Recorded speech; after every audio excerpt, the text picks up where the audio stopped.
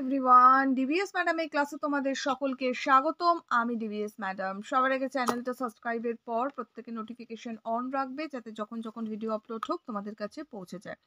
আলোচনার বিষয় আজকে ক্লাস 8 হিস্ট্রি। আমরা প্রশ্ন বিচিত্র অর্থাৎ রায় মার্টিনের প্রশ্ন বিচিত্র থেকে আমরা নমুনা প্রশ্নপত্র অর্থাৎ মধ্যশিক্ষা পশ্চাতের যে প্রশ্নপত্রটি আছে সেটা আমরা সলভ করছি। ঠিক আছে, এরপরে স্কুলের প্রশ্নপত্রগুলো আমরা সলভ করা শুরু করা যাক। ভিডিওটা বেশি থেকে বেশি লাইক শেয়ার করো। রেগুলার পড়া অলরেডি আমি করিয়ে দিয়েছি, লাইন ভিত্তিক পড়া, পাঠ্য বইয়ের গুরুত্বপূর্ণ প্রশ্ন উত্তর সব দেওয়া আছে, প্লেলিস্ট ভিজিট করে দেখে নিও। ঠিক আছে, শুরু করা যাক। দেখো আমাদের কি বলেছে ঠিক উত্তর বেছে নাও। বলছে ঔরঙ্গজেবের শাসনকালে মুর্শিদ কুলি খান ছিলেন বাংলার দেওয়ান নাকি ফৌজদার নাকি নবাব নাকি জমিদার? কে ছিলেন? না, দেওয়ান ছিলেন। আনসার ইজ দেওয়ান। ঠিক আছে, নেক্সট পরের প্রশ্নে চলে যাব। পরের প্রশ্ন বলেছে অন্ধকূপ হত্যার বিচারক ছিলেন আচ্ছা রজার ড্রেক নাকি অক্ষয় কুমার মৈত্র নাকি হলওয়েল নাকি রবার্ট ক্লাইভ? তো উনি কে ছিলেন? না, আমরা জানি হলওয়েল ছিলেন। সো আমরা এটা করব হলওয়েল। ওকে, নেক্সট পরের প্রশ্নে চলে যাব। পরের প্রশ্ন আমাদের বলেছে বাংলার নদীপথগুলি জরিপ করেছিলেন চার্লস উড, এলিজা ইম্পে, আচ্ছা উইলিয়াম জোন্স নাকি জেমস রেনেল? তো এটা কে করেছিল? না, জেমস রেনেল করেছিল। জাস্ট আ সেকেন্ড। তো আমরা করব জেমস রেনেল। নেক্সট পরের প্রশ্নে চলে যাব। পরের প্রশ্ন আমাদের বলেছে যে নিচের প্রশ্নগুলির উত্তর লেখো। 4-5টা শব্দ বা একটা বাক্যে আমাদের লিখতে বলেছে। ওকে, কি বলে? ও না, তার আগে একটা আছে, সরি ভুল পড়লাম। বলছে নিচের প্রশ্নগুলোর উত্তর লেখো 4-5টা শব্দ বা একটা বাক্যে। বলছে বেমানান শব্দ খুঁজে বার করো। আচ্ছা, সাদাত খান নাকি সফদরজং নাকি সুজাউদ্দৌলা নাকি আলীবর্দী খান? ওকে, এটা তো বেমানান বলেছে, অড ওয়ান, তো আমরা একটা অড ওয়ান আরেকবার পড়বো। বলছে সাদাত খান নাকি সফদরজং নাকি সুজাউদ্দৌলা নাকি আলীবর্দী খান? এটা আলীবর্দী খান হবে। সো এটা আমরা আলীবর্দী খান করব। নেক্সট পরেরটা বলেছে ঠিক না ভুল লেখো। বলছে উইলিয়াম কেরি ছিলেন শ্রীরামপুর মিশনারির অন্যতম সদস্য। হ্যাঁ, এটা ঠিক কথা, এটা আমরা ঠিক করব। ঠিক আছে, নেক্সট পরেরটা আমাদের বলেছে 3 নম্বর, নিচের যে কোনো একটি প্রশ্নের উত্তর দাও 2-3টে বাক্যে। ফার্স্ট প্রশ্ন বলছে অষ্টাদশ শতকের দ্বিতীয় ভাগে বাংলার দ্বৈত শাসন ব্যবস্থা বলতে কি বোঝো?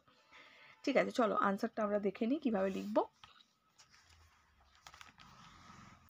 প্রশ্নটা হচ্ছে অষ্টাদশ শতকের দ্বিতীয় ভাগে বাংলার দ্বৈত শাসন ব্যবস্থা বলতে কি বোঝো? লিখব 1765 খ্রিস্টাব্দে মুঘল সম্রাট দ্বিতীয় শাহ আলমের কাছ থেকে ব্রিটিশ কোম্পানি সুবা বাংলার দেওয়ানির অধিকার লাভ করে।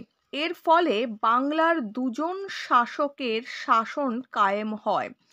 এই ব্যবস্থাকে দ্বৈত শাসন ব্যবস্থা বলা হয়। দ্বৈত শাসনের একদিকে ছিল বাংলার নবাব ও অপর দিকে ছিল British east India company. Clear? দেখে নিয়েছো? নেক্সট, নবাবের ক্ষমতা পয়েন্ট করে লিখব ব্রিটিশ শাসন ব্যবস্থা নবাবের হাতে ছিল রাজনৈতিক ও নিজামত বা আইন শৃঙ্খলা রক্ষার দায়িত্ব। কোম্পানির ক্ষমতা বলে দেব দ্বৈত শাসন ব্যবস্থায় কোম্পানির হাতে ছিল অর্থনৈতিক কর্তৃত্ব ও রাজস্ব আদায়ের দায়িত্ব। বাস্তবে নবাবের হাতে ছিল ক্ষমতাহীন দায়িত্ব এবং কোম্পানির হাতে ছিল দায়িত্বহীন ক্ষমতা। তো এটা কিন্তু আমরা এতটাই লিখবো। এটা 2 নম্বরেরও প্রশ্নটা আসতে পারে, 3 নম্বরেরও আসতে পারে। আমাদের এতটাই আনসার লিখতে হবে। এবার লেখাটা একটু বড় লাগছে বিকজ আমি অনেকটা বড় করে লিখেছি, তোমরা একটু ছোট্ট করে লিখবে, অটোমেটিক ছোট হবে। ওকে, নেক্সট পরের প্রশ্নে যাব। পরের প্রশ্নটা আমাদের দিয়েছে যে ভারতে ব্রিটিশ প্রেসিডেন্সি ব্যবস্থা কিভাবে গড়ে উঠেছিল? ভারতে ব্রিটিশ প্রেসিডেন্সি ব্যবস্থা কিভাবে গড়ে উঠেছিল? উত্তর আমরা লিখব ভারতে ব্রিটিশ প্রেসিডেন্সি ব্যবস্থা কিভাবে গড়ে উঠেছিল। ব্রিটিশ ইস্ট ইন্ডিয়া কোম্পানি তাদের বাণিজ্যিক স্বার্থে ভারতীয় উপমহাদেশে কতগুলি ঘাঁটি তৈরি করেছিল। ঘাঁটিগুলির মধ্যে প্রধান ছিল মাদ্রাজ, বোম্বাই ও কলকাতা। এই ঘাঁটিগুলিকে কেন্দ্র করে 3টি প্রেসিডেন্সি তৈরি হয়েছিল। প্রেসিডেন্সিগুলির থেকে ব্রিটিশ কোম্পানির বাণিজ্যিক কার্যকলাপ চলত। ব্রিটিশ কোম্পানির প্রেসিডেন্সি কেন্দ্রিক কার্যকলাপকে প্রেসিডেন্সি ব্যবস্থা বলা হয়। ক্লিয়ার? লিখেছো? এইভাবে আনসারটা আমরা করব।